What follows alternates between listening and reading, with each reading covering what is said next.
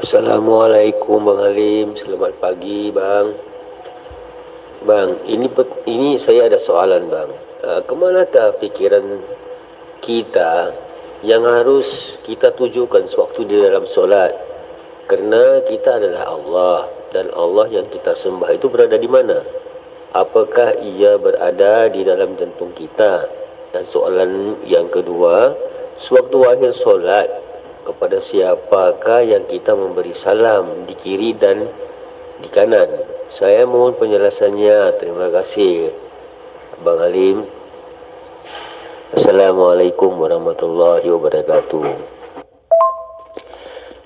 Waalaikumsalam warahmatullahi wabarakatuh.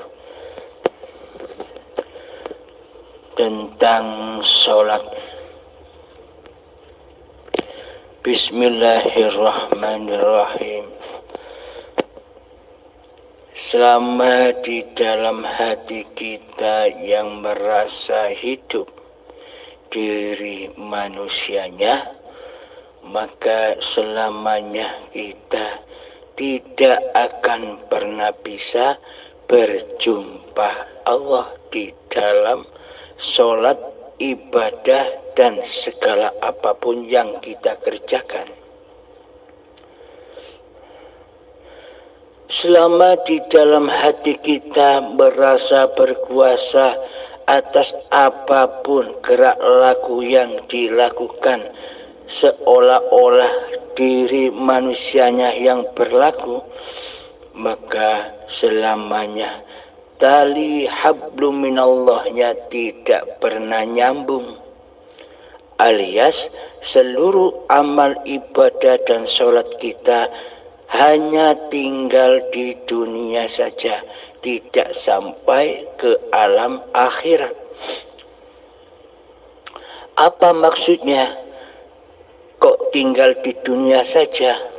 Karena selama ini di dalam sholat dan ibadah kita sudah teraku-akui sebagai ibadah dan sholat diri kita manusia yang merasa berkuasa di dalamnya, yakni li nafsi.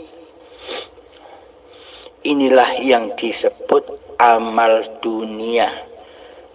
Amal dunia saja, karena tidak dipersembahkan kepada Tuhannya, tidak diabdikan kepada Tuhannya. Memang kelihatannya saja seperti seolah-olah kita ini mengabdi kepada Allah, seolah-olah saja.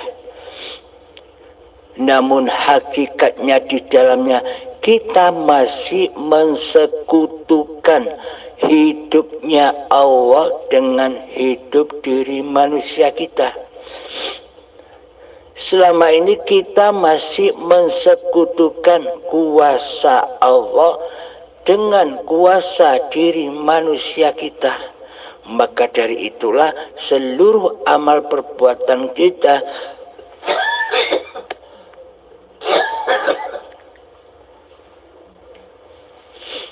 hanya menyembah yang fana, yakni kembalinya kepada nama diri manusia kita yang mampu untuk melaksanakan ibadah dan sholat selama ini. Alhamdulillahirabbil alamin. Marilah kita sadari, marilah kita sucikan diri ini, sucikan hati ini, baru kita bisa mempersembahkan kembali seluruh apa-apa yang seolah-olah kita yang mengerjakan. Kita akan bisa mempersembahkan lagi dan mengabdikan lagi kepada siapakah hidup ini. Selagi hidup ini belum suci, yakni selama hidup ini masih kita akui sebagai hidup diri manusia kita, itu tandanya hidupnya masih najis, masih kotor. Karena Allah hanya suka yang suci-suci saja, karena Allah maha suci. Maka yang diterima adalah amal yang suci, bersih dari sekutu-sekutu hambanya. Bagaimanakah amal yang suci di sisi Allah itu? Amal yang suci di sisi Allah itu adalah sucinya hidup ini dari pengakuan hidup manusianya. Karena itulah manusianya wajib kembali kepada kefitrahan diri manusianya, kembali kepada kesucian diri manusianya, seperti layaknya bayi yang baru dilahirkan. Di dalam bayi yang baru saja dilahirkan, seolah-olah kata orang tua kita, kata saudara-saudara kita yang menyaksikan kelahiran diri manusia kita, seolah-olah kita sudah terlahir ke dunia ini, seolah-olah saja. Akan tetapi buktinya kita selama ini tidak tahu, tidak ingat, tidak pernah menyaksikan bahwa kita pernah menjadi seorang bayi. Itu kan kata-katanya. Kita sendiri tak pernah menyaksikan ketika saat bayi.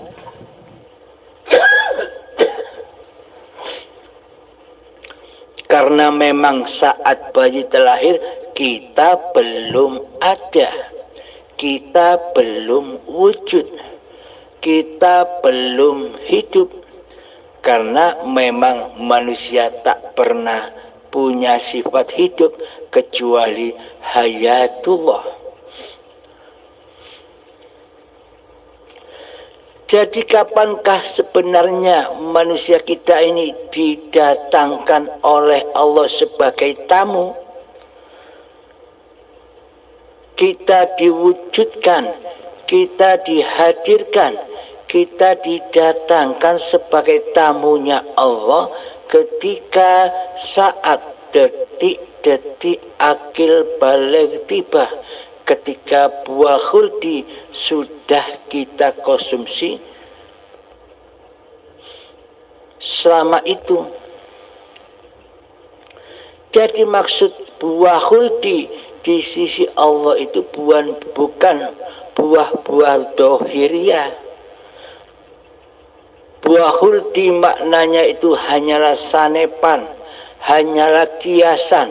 Yang dimaksud buah khuldi, yang dimaksud buah terlarang untuk dikonsumsi oleh manusia adalah buah terlarang untuk dikonsumsi oleh anak Adam itu ialah buah khuldi, buah kekal, yakni buah pengakuan diri manusia kita. Itulah buah khuldi, buah yang terlarang untuk dikonsumsi bagi anak cucu Adam, bagi anak cucu tiada. Adam itu kan tiada. Jadi ketika kita makan buah khuldi, maka kita merasa ada, merasa wujud, merasa hidup. Jadi akhirnya mensekutukan Allah dengan diri manusianya. Karena dilarang memakan buah khuldi, loh kok buah khuldinya dimakan terus? Hingga setua ini makan buah khuldi terus. Buah pengakuan diri, ini hidupku, ini badanku, ini istri dan suamiku, ini anakku, ini harta-hartaku, ini suksesku, dan semuanya diaku-akui oleh diri kita. Buah huldinya semakin tua, semakin banyak kita berkonsumsinya. Akhirnya kita lupa dari asal mana kita datang, dari mana kita muncul. Dari keadamanlah kita dijadikan, dari ketiadaanlah kita diwujudkan sebagai tamu ketika detik-detik akhir balik. Inilah kiasan-kiasan haji. Labbaik Allahumma labbaik, labbaik la syarika laka labbaik. Jangan sampai di hati ini mensekutukan Allah dengan diri kita. Jangan sampai syirik di dalamnya. Maksudnya ketika manusia sudah didatangkan sebagai tamu di dalam Masjidil Haram dan Baitullah, bukan Masjidil Haram Dohir di Mekah sana, bukan Baitullah yang kotak di Mekah sana. Masjidil Haram itu adalah hakikatnya badan-badan manusia ini wajib disucikan. Baitullah itu adalah hidup, hayatullah itulah Baitullah. Jadi ketika manusia diciptakan, jadi manusia didatangkan ke dalam Masjidil Haram dan dan Baitullah, manusia didatangkan kepada badan dan hidup ini. Ketika detik-detik akhir balik, manusia dijanji oleh Allah, wa ma khalaqtul jinna wal insa illa liya'budun. Tidak kuciptakan jin dan manusia hanyalah untuk mengabdi kepadaku. Jadi kita manusia didatangkan sebagai tamunya Allah. Kita ini hanya sebagai tamu, bukan pemilik hidup dan badan. Kita didatangkan sebagai tamu Allah untuk mengabdi di dalamnya, untuk menyembah di dalamnya, yakni di dalam badan dan hidup ini jangan sampai diakui sebagai badan dan hidup manusianya. Karena kita sebagai tamu hanyalah diutus mengabdi di dalamnya, yakni mengabdi bagaimana? Selalu menyaksikan pemiliknya, selalu menyaksikan yang punya hidup dan badan ini.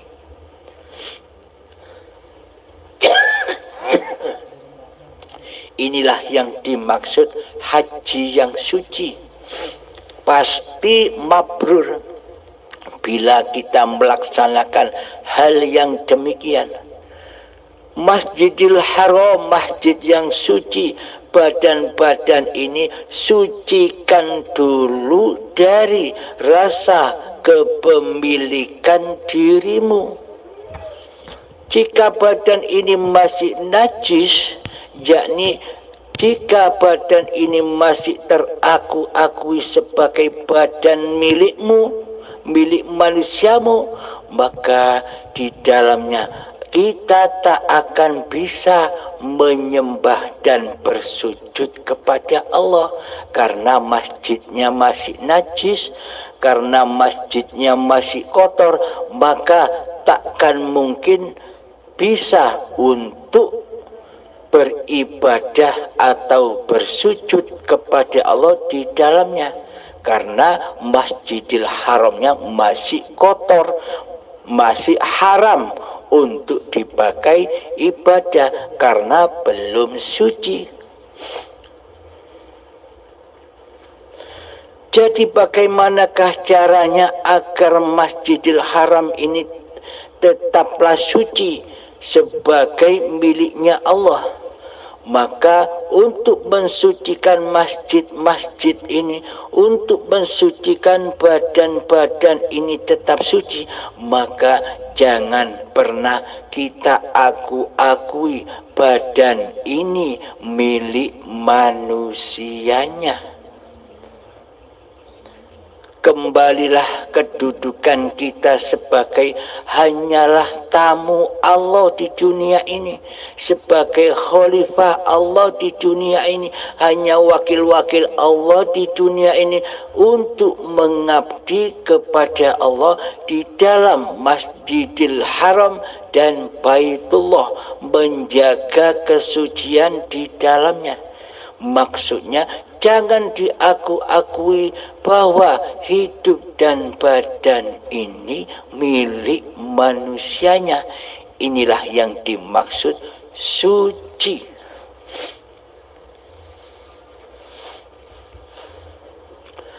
Maka bila sudah tidak terakui bahwa badan ini bukan badan manusianya, bahwa hidup ini bukan hidup manusianya, manusianya akhirnya bisa bersaksi kepada Tuhannya, yakni bersyahadat, menyaksikan hiduplah yang memperjalankan, hiduplah yang mengutus badan untuk beraktivitas.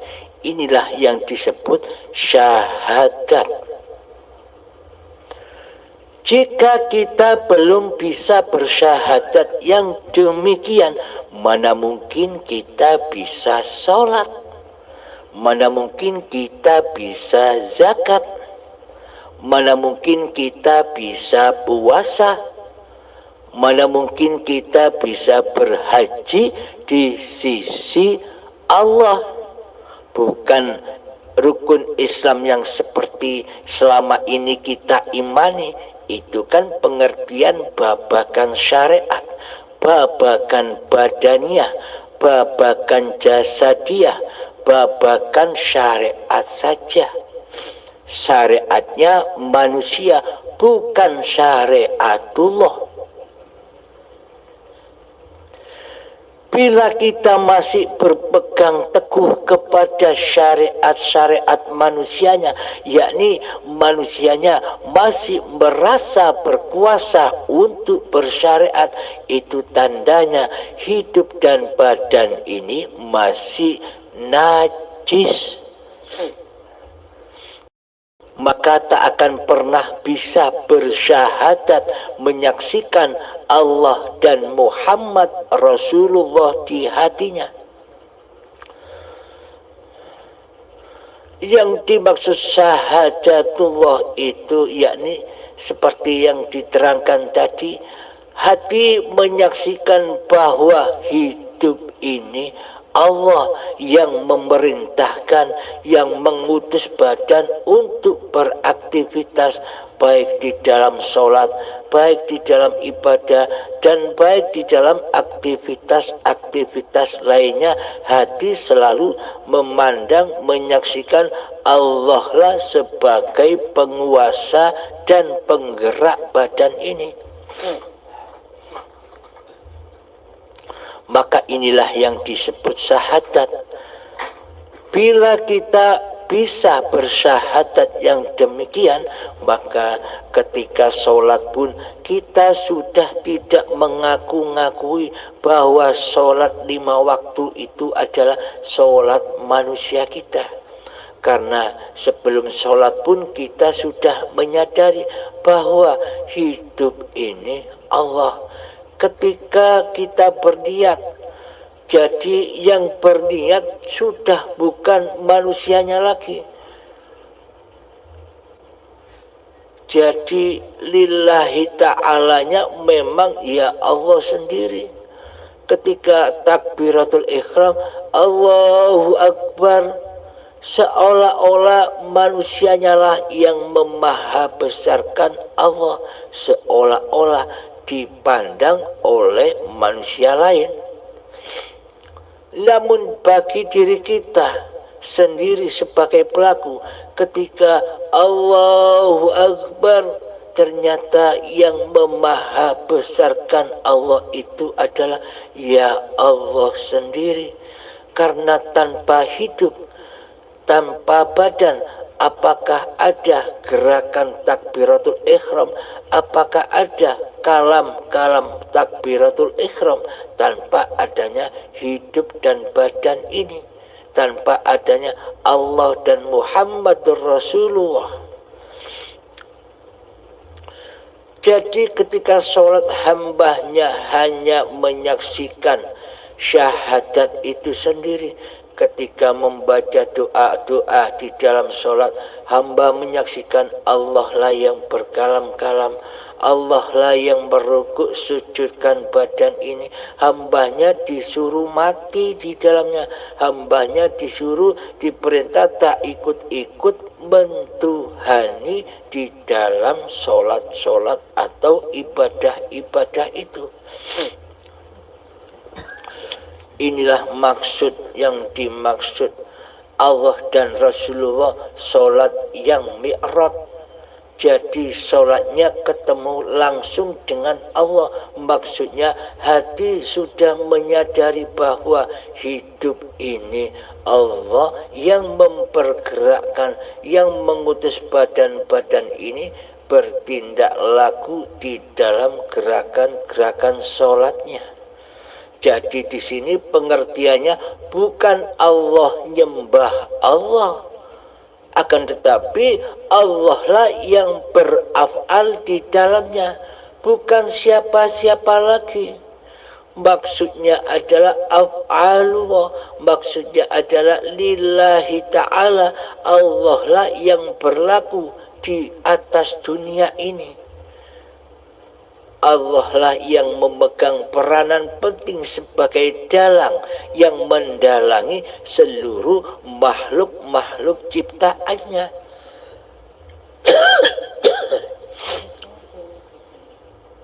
Seolah-olah saja kita yang bisa menyaksikan makhluk-makhluk di luar diri kita.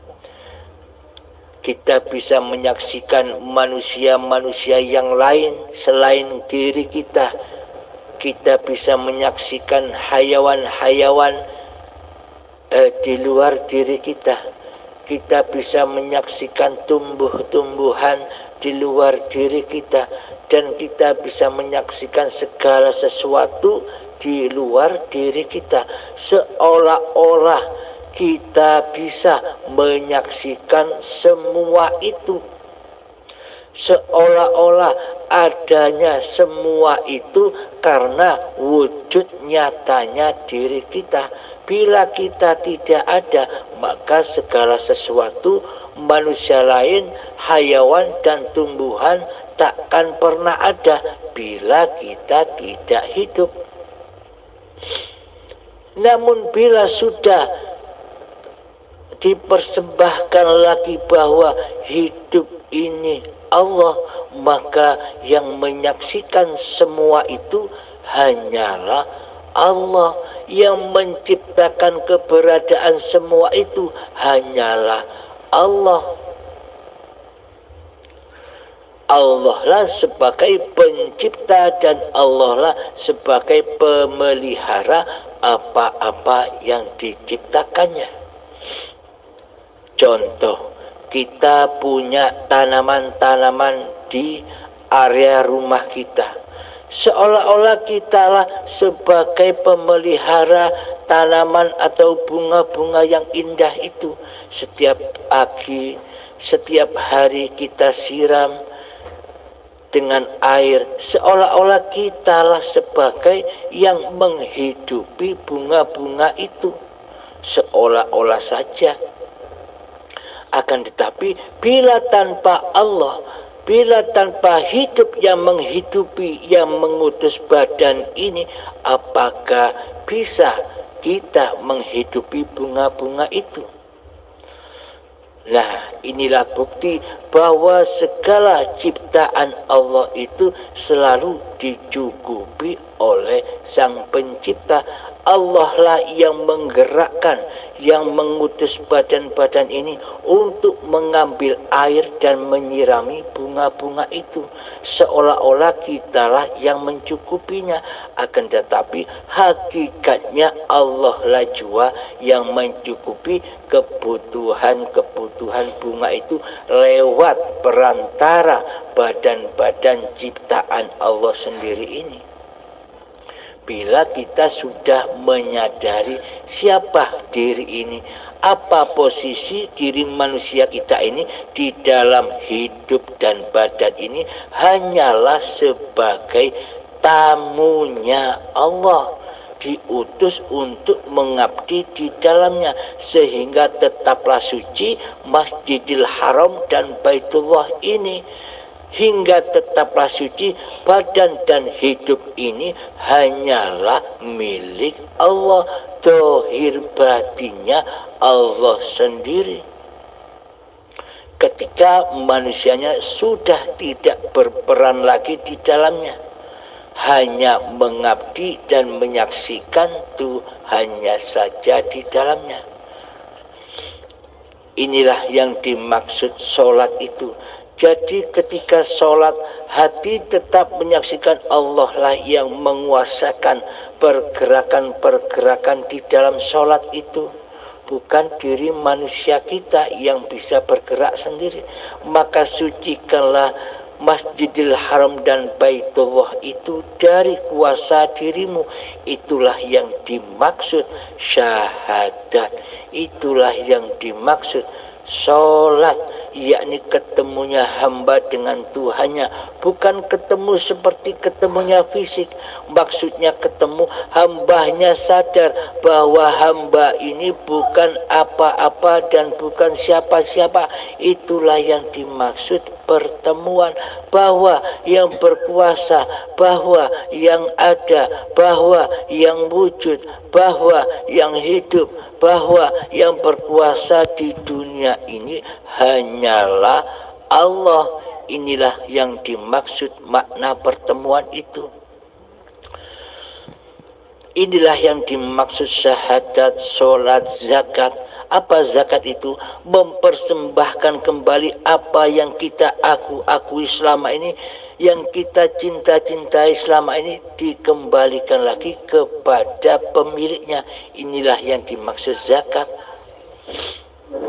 Yang dimaksud puasa bagaimana? Hati kita selalu berpuasa dari rasa kepemilikan hidup dan badan ini. Berpuasa dari diri manusia kita yang berasa hidup dan yang berasa memiliki badan. Itulah makna puasa. Contoh, ketika kita berjalan, kita sudah tidak merasa bahwa diri kita lah yang mampu berjalan. Allah lah yang memperjalankan, Allah lah yang mengutus kaki ini untuk melangkah. Inilah contoh puasa. Sama halnya ketika sholat, hati sudah tidak merasa bahwa yang mensolatkan ini bukan diri manusianya, tapi kuasa Tuhannya lah yang mensolatkan, yang merukuk sujudkan badan ini. Tujuan sholat itu apa sih? Aqibis sholat li dzikri, dirikan sholat, bukan mengerjakan sholat. Dirikan sholat maksudnya dirikan hatimu dari dirimu. Jangan mengaku-akui bahwa hidup dan badan ini milikmu. Itulah yang dimaksud mendirikan sholat, yakni menetapkan di dalam hati bahwa hidup ini Allah yang memerankan badan-badan ini di atas dunia ini sebagai khalifatullah, sebagai kekasih Allah, sebagai waliullah yang berwalikan Allah sendiri, bukan berwalikan kepada hawa nafsunya manusianya. Haji Apa haji itu? Hati yang sudah tidak mensekutukan Allah lagi dengan diri manusianya. Jadi seluruh rukun Islam itu seperti itu di sisi Allah. Rukun Islam yang dibawa oleh Kanjeng Nabi Muhammad itu ya seperti ini. Bukan seperti yang kita pahami selama ini.